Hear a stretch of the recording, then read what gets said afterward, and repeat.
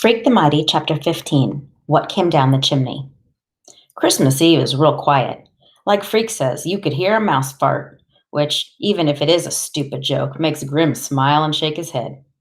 Freak and the fair Gwen have supper with us, and we're all trying to pretend like everything is normal and nobody says a word about Killer Kane getting out of prison. The fair Gwen is wearing this dark red silky blouse and a long black skirt that almost touches the floor. And her waist is so small, she looks like one of those Christmas ornaments, the kind that makes a tingle bell sound when the branches move. Freak is all dressed up too. He's wearing this tweedy new suit jacket that has patches on the elbows. And Grim says all he needs is a pipe and he'll look like quite the professor. No tobacco, Freak says. Nicotine is a toxic waste of time. Just the pipe, Grim insists. You don't have to smoke it. Don't get him started on bad habits, Graham says. Maxwell, pass the mint sauce. Mint sauce is one of Graham's specialties, and you'd be amazed how it improves everything, which is why I've been keeping it close by. Anyhow, the food is the best. You can't beat Graham for Christmas or Thanksgiving or birthdays, and we all eat until we're fit to bust. Except the fair Gwen makes sure Freak doesn't eat too fast. You'd think I was starving him, the fair Gwen says. Please, sir, more gruel, he says, holding up his plate and making a funny face where his tongue sticks out sideways, and Gram laughs so hard she has a coffin fit, which makes us all shut up. After supper, we sit around like you do, admiring the tree and talking about how lucky we are not to be homeless. And Grim starts telling these old stories about when he was a kid and they got lumps of coal in their stockings. If we were lucky, we got an apple core, he says, or a few orange rinds. Now, Arthur, Graham says, you never got a lump of coal in your life. You're right. We never even got a lump of coal. Can you imagine? My father couldn't afford coal, so he'd write the word coal on a piece of paper and put it in our stockings. And we'd pretend it was a lump of coal. That's how poor we were. The fair Gwen is laughing to herself and shaking her head. Graham says, how can you tell such lies on Christmas Eve? I'm telling tales, my dear, not lies. Lies are mean things, and tales are meant to entertain. And so we all sit there acting polite and listening to Grim make up stuff no one would ever in a million years believe.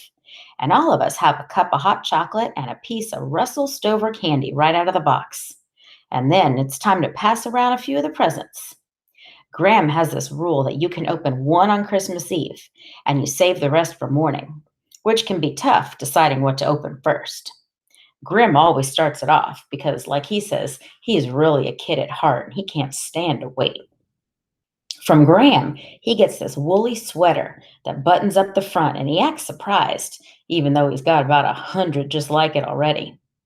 Then Graham opens her present from me, which is a bracelet made of shells from beaches around the world. And she right away puts it on and says it's just what she wanted, which is so like Graham. If you gave her an old beer can, she'd act pleased and say it was just what she wanted. Then Freak opens his present from me, and even before he gets all the paper all the way off, he gives me this thumbs up and says, cool. It's a gizmo that looks like a jackknife. But really, it's a whole bunch of little screwdrivers and wrenches and even a little magnifying glass. I'm pretty sure Freak can invent stuff with it if he feels like it. Graham gives the fair Gwen this scarf that just happens to match her blouse. And everybody goes, ooh and ah. And then I finally decide what present to open. Right away, you'd know it was something Freak did because the box isn't square. It's pointed at the top like a pyramid.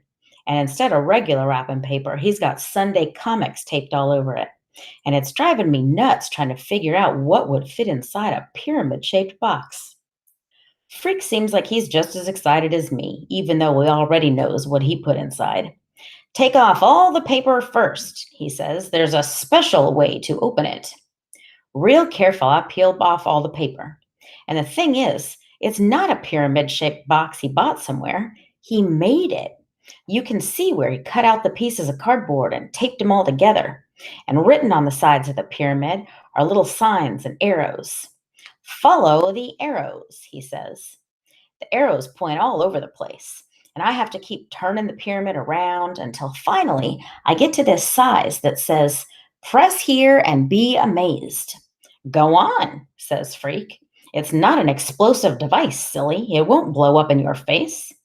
I press the spot on the pyramid, and all of a sudden, all four sides fold down at the same time, and I'm looking inside the pyramid. And just like Freak promised, I'm amazed. The young man is a genius, Grim is saying, and I don't use that word lightly. Grim is right about that because Freak has the whole thing rigged with these elastic bands and paper clips, which is what made the sides unfold all at the same time.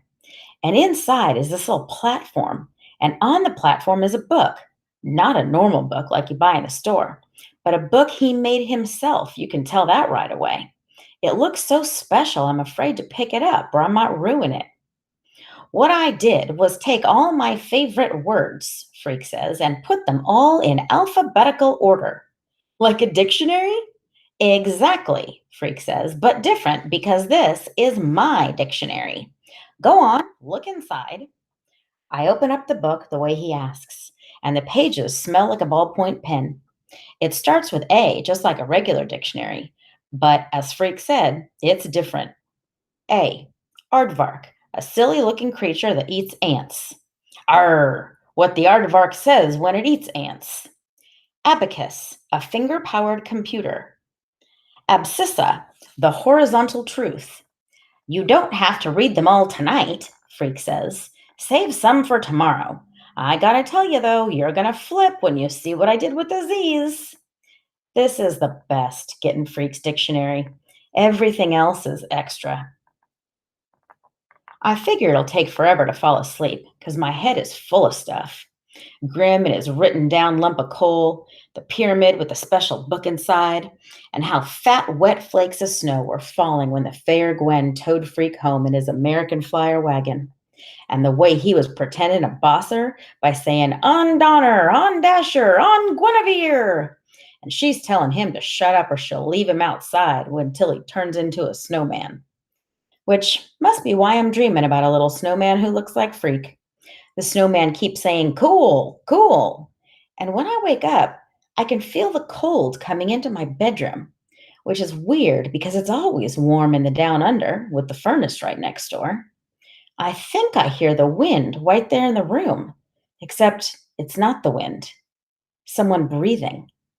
Someone who rises up darker than night, as big as the room, and puts a giant hand on my face and presses down. "Don't say a word, boy," he whispers. "Not a sound." I try to move, try to shrink myself back into the bed, but the hand follows me down. The hand is so hard and strong I can't move, and it feels like my heart has stopped beating. It's waiting to see what will happen next. "I came back," he says, "like I promised."